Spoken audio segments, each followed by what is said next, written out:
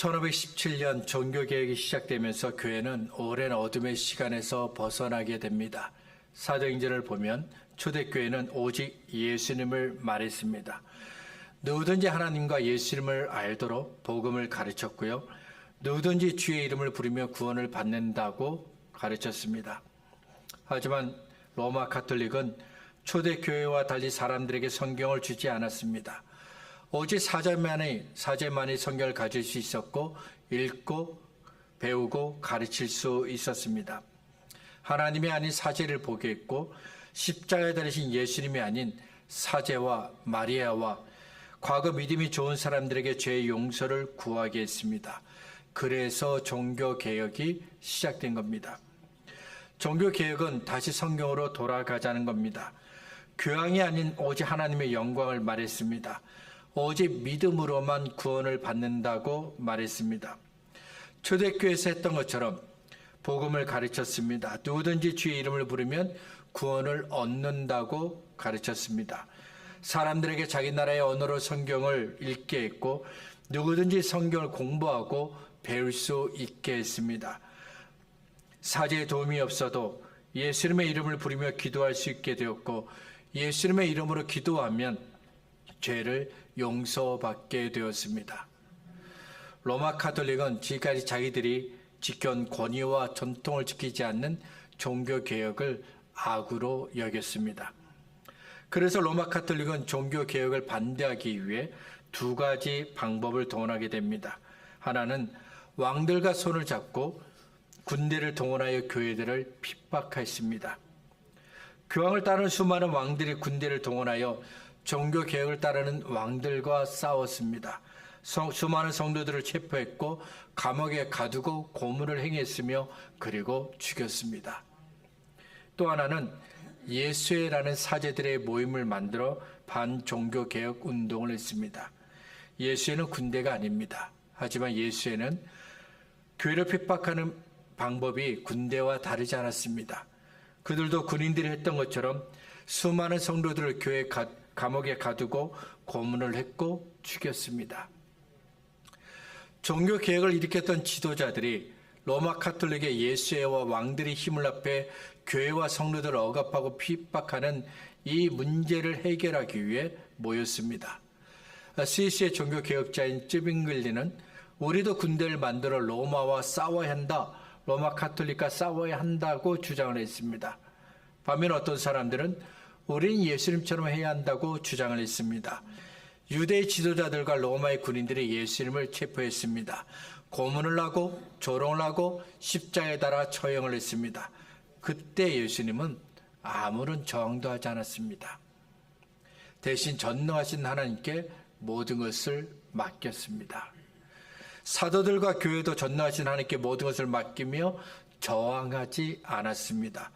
따라서 우리도 로마 가톨릭과 맞서 싸우기보다는 전능하신 하나님께 우리의 모든 것들을 맡기며 믿음을 지켜야 한다고 주장했습니다. 유대인들이 예수님과 예수님을 따르는 제자들을 미워했던 것처럼 지금도 악한 사람들이 교회와 예수님을 믿는 성도들을 괴롭히고 미워하고 억울한 일을 당하게 합니다. 로마가 초대교회를 핍박했던 것처럼 이슬람 지역이나 중국이나 혹은 북한에서는 성도들을 감옥에 가두고 고문을 하고 죽입니다. 이럴 때 하나님을 믿는 우리는 어떻게 해야 할까요? 이에 대한 해답이 시편 52편에 있습니다. 시편 52편의 표제어는 이렇게 되어 있습니다. 다윗의 마시길, 인도자를 따라 부르는 노래, 에돔인 도액이 사울에게 이르러 다윗이 아히멜렉의 집에 왔다고 그에게 말하던 때.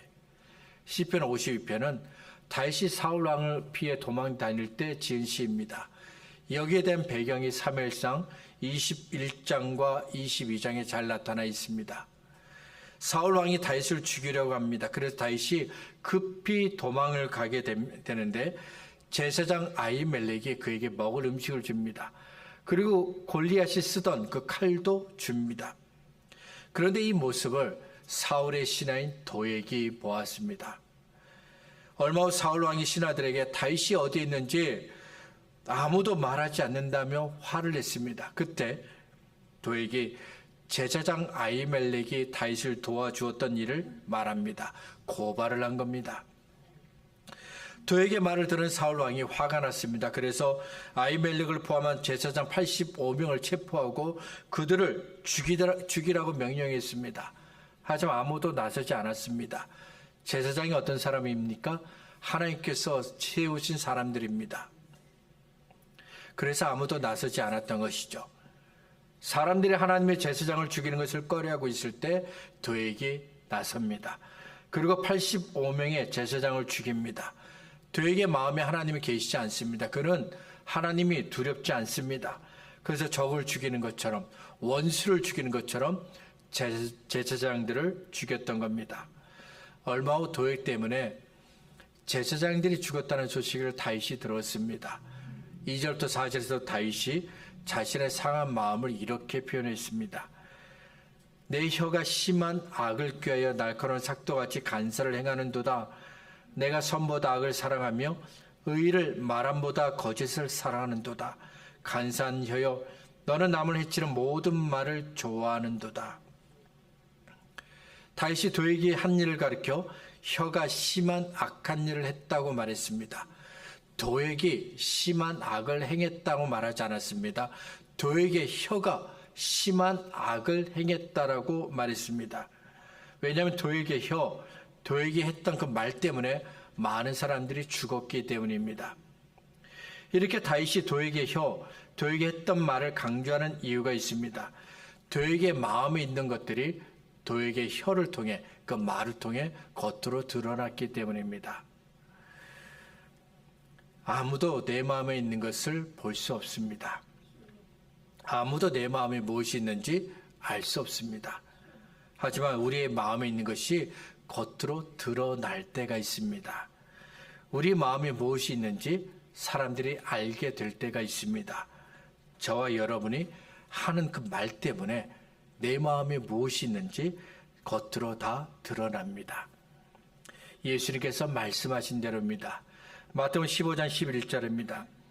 입으로 들어가는 것이 사람을 더럽게 하는 것이 아니라 입에서 나오는 그것이 사람을 더럽게 하느니라. 마태복음 15장 18절과 19절입니다. 입에서 나오는 것들은 마음에서 나오나니 이것이야말로 사람을 더럽게 하느니라. 마음에서 나오는 것은 악한 생각과 살인과 간음과 음란과 도둑질과 거짓 증언과 비방이니.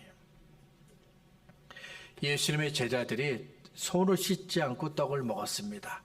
그 모습을 바리새인들이 보았습니다. 그래서 당신의 제자들이 손을 씻지 않고 음식을 먹었다며 예수님께 항의를 했습니다. 이스라엘 땅에는 먼지가 많습니다. 그래서 위생을 위해서 손을 깨끗이 씻어야 합니다. 그래야 전염병과 같은 위험한 병을 예방할 수 있습니다. 그런데 바리새인들은 손을 씻는 것에 거룩이라는 의미를 더했습니다. 제사장이 성전에서 봉사합니다. 그러면 먼저 손을 씻습니다. 더러운 것이 하나도 없는 정결하고 거룩한 모습으로 하나님을 섬기기 위해서 손을 씻는 겁니다. 이렇게 제사장이 성전에서 손을 씻는 것을 바리새인들은 일반 사람들, 보통 사람들에게 또 적용을 했습니다. 손을 씻고 음식을 먹으면 정결하고 거룩한 겁니다. 하지만 손을 씻지 않고 밥을 먹으면, 음식을 먹으면 더러운 겁니다. 하나님께서 보실 때 정결하지 않고 거룩하지 않은 겁니다. 이런 이유로 바리새인들이 손을 씻지 않고 음식을 먹었던 그 제자들을 비난한 겁니다. 바리새인의 항의를 들으신 예수님께서 우리 입에서 나오는 것, 우리가 하는 말이 우리를 더럽게 하는 것이라고 말씀하셨습니다. 왜냐하면 우리 마음에 있는 더러운 것들이 우리의 입을 통해, 우리의 말을 통해 나오는 것이기 때문입니다. 마음에 있는 더러운 것들이 우리의 입으로 나왔습니다. 우리의 말을 통해 나왔습니다. 그러면 우리의 입과 말은 깨끗한 걸까요? 정결한 걸까요? 아니면 더러운 걸까요? 우리 마음속에 있는 더러운 것들이 우리 입을 통해 나왔습니다. 그러면 우리 입도, 우리의 말도 더러운 겁니다. 사무엘상 21장을 보면 다윗은 아히멜렉에게 내가 왕의 명령으로 가고 있다라고 이야기합니다. 거짓말을 한 것이죠. 다윗은 거짓말했지만 아히멜렉은 다윗의 말을 믿었습니다. 그래서 다윗에게 먹을 음식을 주었고 골리앗이 쓰던 그 칼도 주었습니다. 다윗을 위해서 여호와께 기도했고요. 이렇게 하는 것이 왕의 명령을 따르는 다윗을 돕는 일이라고 여겼습니다. 그 자리에 있던 도액도 다윗이 무슨 말을 했는지 알고 있습니다. 아히멜렉이 왜 다윗을 도와주었는지 잘 알고 있습니다. 하지만 도액은 사울 왕에게 사실대로 말하지 않았습니다. 다윗이 왕의 명령으로 왔다고 했던 말은 빼놓고 아히멜렉이 다윗을 도와주었다고만 말했습니다. 아히멜렉이 다윗을 위해서 하나님께 기도했다고 보고했습니다. 악의적인 거짓말을 한 겁니다. 결국 도액의 거짓말 때문에 사울 왕이 화가 납니다. 아히멜렉을 포함한 제사장 85명을 죽입니다. 그런데도 사울 왕의 화가 풀리지 않습니다. 그래서 도액에게 그 죽은 제사장들의 가족과 짐승들도 다 죽이라고 명령하게 됩니다. 도액의 거짓말 때문에 제사장이 죽었고요. 도액의 거짓말 때문에 그의 가족들과 모든 짐승들까지 다 죽었습니다. 그런데 도액은 오히려 자기가 한 일을 자랑합니다. 1절입니다. 포악한 자여, 네가 어찌하여 악한 계획을 스스로 자랑하는가? 그렇다면 이렇게 악한 일을 한, 혀로 악한 일을 했던 그 도액을 하나님께서 어떻게 하실까요? 우리는 하나님께서 세상을 창조하셨다고 믿습니다. 우리는 하나님께서 지금도 이 세상의 모든 것들을 통치하고 계신다, 다스리고 계신다고 믿습니다. 그래서 우리는 도액처럼 악한 혀로 거짓말로 다른 사람들에게 해를 끼친 사람들을 보면 하나님께서 이 사람을 어떻게 하실까 궁금합니다. 공의 하나님께서 거짓말로 악한 일을 했던 도액을 어떻게 심판하실지 궁금합니다. 걱정하지 마시기 바랍니다. 악인을 향한 하나님의 심판은 확실합니다. 5절입니다. 그러자 하나님이 영원히 너를 멸하시며 너를 붙잡아 내 장막에서 뽑아내며 살아있는 땅에서 내 뿌리를 빼시리로다. 하나님께서 도액을 땅에서 뽑아내신다고 하셨습니다. 땅에 깊이 내린 그 뿌리마저도 뽑아내신다고 하셨습니다. 그래서 영원히 멸하겠다, 망하게 하겠다고 하셨습니다. 하나님께서 이렇게 말씀하신 이유가 7절에 있습니다. 이 사람은 하나님을 자기 힘으로 삼지 아니하고 오직 자기 재물의 풍부함을 의지하며 자기 악으로 스스로 든든하게 하던 자라 하리로다. 도액은 하나님을 의지하지 않습니다. 가인의 후손들이 자신들의 재주와 능력을 의지했던 것처럼 도액도 자기가 가진 많은 재물을, 재산을, 돈을 의지했습니다. 다른 사람들에게 거짓말하고 나쁜 짓들을 했습니다. 그래서 하나님께서 땅에서 뽑아내시고 뿌리도 뽑아내시고 영원히 멸하시겠다고 말씀하신 겁니다. 7절에서 저와 여러분이 주목해야 할 것은 자기 악으로 스스로 든든하게 하던 자라고 하신 말씀입니다. 악으로 자신을 세우는 겁니다. 자기 악으로 스스로 든든하게 한다는 것은 도액의 마음에 하나님이 계시지 않는 겁니다. 하나님을 믿지 않는 겁니다. 하나님은 한 번 준 것은 사람에게 정하신 것이요 그 외에는 심판이 있다고 말씀하셨지만 도액은 심판하시는 하나님도 무섭지 않습니다. 그리고 오늘 밤이라도 우리의 영혼을 데리고 가실 수 있는 하나님을 외면하고 자기가 가진 것들을 보면서 좋아하는 겁니다. 도액과 같은 악인은 다른 사람들을 경쟁자로 여깁니다. 다른 사람들도 자기처럼 욕심이 많은 악한 사람이라고 생각합니다. 내 것을 뺏는 악한 사람이라고 여깁니다. 그래서 거짓말을 당연하게 여깁니다. 속이는 것을 당연하게 여깁니다. 힘으로 뺏는 것을 당연하게 여깁니다. 그리고 나와 경쟁하던 사람들이 아파하고 괴로워하고 넘어지고 어려운 일을 만나면 좋아합니다. 도액의 이런 모습은 시편 1편에서 말씀하고 있는 보이는 사람과 반대되는 모습입니다. 시편 1절과 2절은 우리들에게 하나님의 복을 받는 사람을 이렇게 말씀합니다. 보이는 사람은 악인의 길을 쫓지 아니하며 죄인들에게 길에 서지 아니하며 오만한 자의 자리에 앉지 아니하고 오직 여호와의 율법을 즐거워하여 그 율법을 주야로 묵상하는 자로다. 하나님은 하나님의 말씀을 즐거워하고 하나님의 말씀을 묵상하는 사람에게 복을 주십니다. 왜냐하면 하나님의 말씀을 즐거워하고 하나님의 말씀을 묵상하는 사람은 악한 사람들의 가는 길을 따르지 않기 때문입니다. 그들의 생각을 따르지 않아요. 죄인들의 길에 서지도 않습니다. 오만한 사람들의 자리를 좋아하지도 않습니다. 내가 가진 힘을 의지하지도 않고 내가 가지고 있는 재물과 기술과 능력 이런 거 의지하지 않습니다. 이렇게 하나님을 의지하지 않는 의인은 악인을 볼 때 주인이 없는 땅처럼 보입니다. 순진해서 조금만 거짓말해도 속아 넘어갑니다. 괴롭히고 때려도 정하지 않고요. 가만히 있습니다. 그래서 악인은 의인을 괴롭히는 것을 두려워하지 않습니다. 의인이 가진 것들을 빼앗아도 잘못됐다고 생각하지 않습니다. 하지만 악인이 착각하고 있는 것이 있습니다. 악인이 짓밟아도 의인이 가만히 있는 것은 힘이 없기 때문이 아닙니다. 의인을 향한 하나님의 인자하심 때문에 가만히 있는 겁니다. 1절을 다시 보겠습니다. 포악한 자여 네가 어찌하여 악한 계획을 스스로 자랑하는가. 하나님의 인자하심은 항상 있도다. 의인은 하나님의 인자하심이 언제나 나를 향한다고 믿습니다. 나를 향한 하나님의 변하지 않는 사랑을 믿습니다. 의인은 힘이 없어서 가만히 있는 거 아닙니다. 돈이 필요하지 않아서 빼앗겨도 가만히 있는 거 아닙니다. 하나님을 믿어도요, 맞으면 아픕니다. 찌르면 아픕니다. 재산을 빼앗기고 돈을 빼앗기면 힘이 듭니다. 그래도 믿음을 포기하지 않는 건 하나님의 인자하심을 신뢰하기 때문입니다. 나를 향하신 하나님의 사랑이 결코 변하지 않는다는 것을 알고 있기 때문입니다. 이렇게 하나님의 인자하심을 의지하는 의인에게 하나님께서는 놀라운 일을 행하십니다. 8절과 9절입니다.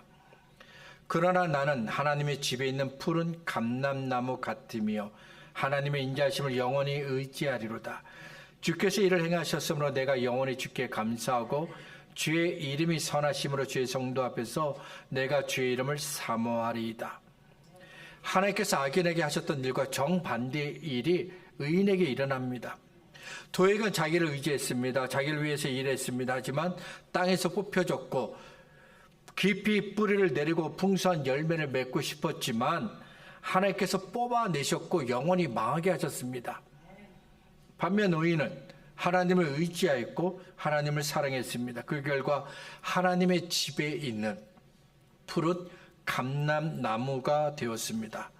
하나님께서 뿌리를 깊이 내리게 하신 것이죠.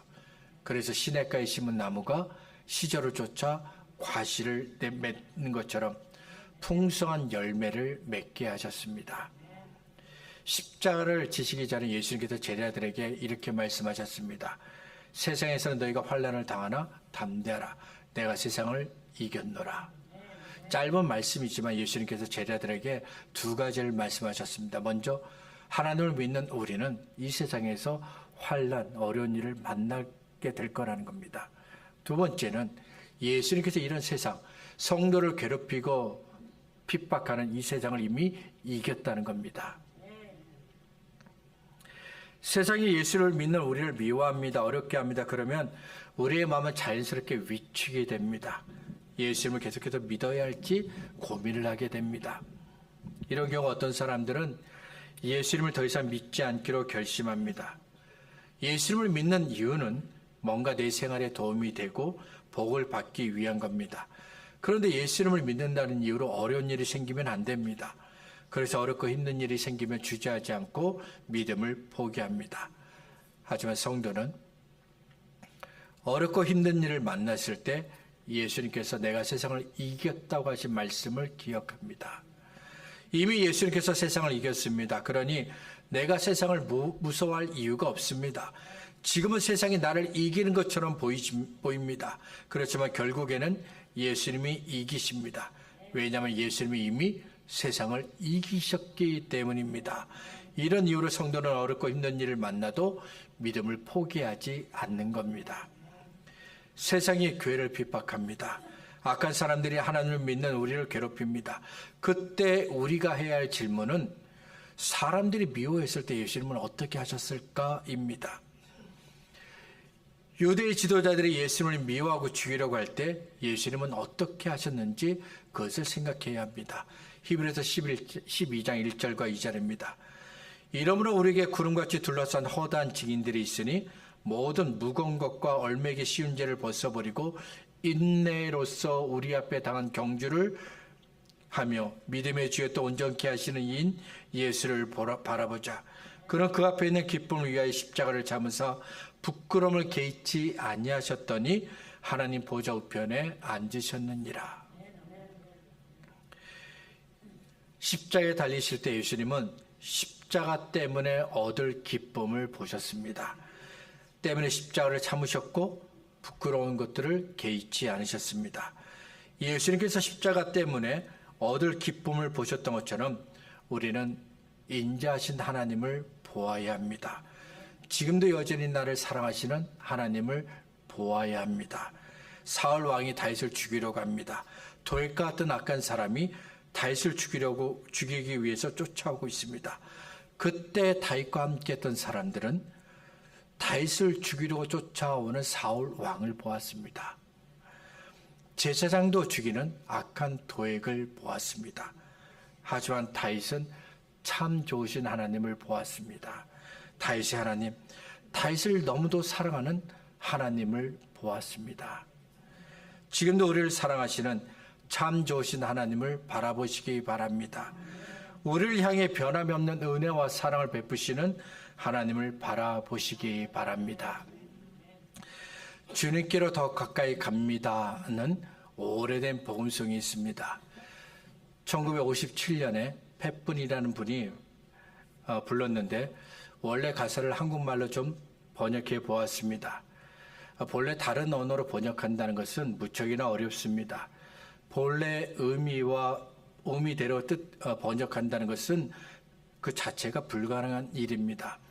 그래서 영어로 된 가사를 본래 의미와 느낌을 담아 한국말로 번역할 수가 없습니다.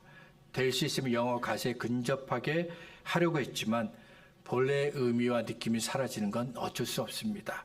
가능하다면 여러분 영어 가사를 보시면 더 좋을 것 같습니다. 가사가 이렇게 되어 있습니다. 나는 약합니다. 그러나 주님은 강하십니다. 예수님, 모든 잘못된 걸로부터 나를 지켜주세요. 내가 주님께로 더 가까이 갈 수 있도록 도와주세요. 주님께로 더 가까이 갑니다. 예수님, 나를 도와주세요. 날마다 주님께로 가까이 갑니다. 사랑하는 주님, 주님께로 더 가까이 가게 해주세요. 수고와 고생의 세상을 걸어갈 때 주님, 내가 흔들릴 때 누가 나를 도와줄 수 있겠습니까? 누가 나와 함께 짐을 들어주겠습니까? 아무도 없습니다. 주님 밖에는 아무도 없습니다. 내 연약한 삶이 끝나면 나를 위한 시간은 더 이상 없습니다. 주님의 선하심으로 나를 안전한 곳으로 인도해 주세요. 주님의 나라로, 주님이 계신 곳으로. 어려운 일을 만날 때 누가 나를 도와줄 수 있을까요? 도액 같은 악한 사람들이 나를 괴롭힐 때 누가 나를 도와줄까요? 우리에게는 하늘의 하나님이 계십니다. 하나님께서 우리를 도와주십니다. 예수님이 저와 여러분을 도와주십니다. 하나님의 인자심이 항상 있다고 믿었던 다윗처럼 우리를 도와주시는 예수님을 믿으시기 바랍니다. 어려운 일을 만났기 때문에 예수님께로 더 가까이 가시길 바랍니다. 마음이 상했기 때문에 예수님께로 더 가까이 가시길 바랍니다. 그러면 예수님께서 저와 여러분을 도와주십니다. 말씀을 정리하겠습니다. 누군가가 다윗에게 물었습니다. 당신에게 하나님은 어떤 분이십니까? 당신에게 하나님은 어떤 하나님이십니까? 다윗이 대답합니다. 하나님은 참 좋으신 나의 하나님입니다. 그리고 하나님은 저와 여러분에게도 참 좋으신 하나님입니다. 우리가 이 사실을 알고 있든 모르고 있든 상관없습니다.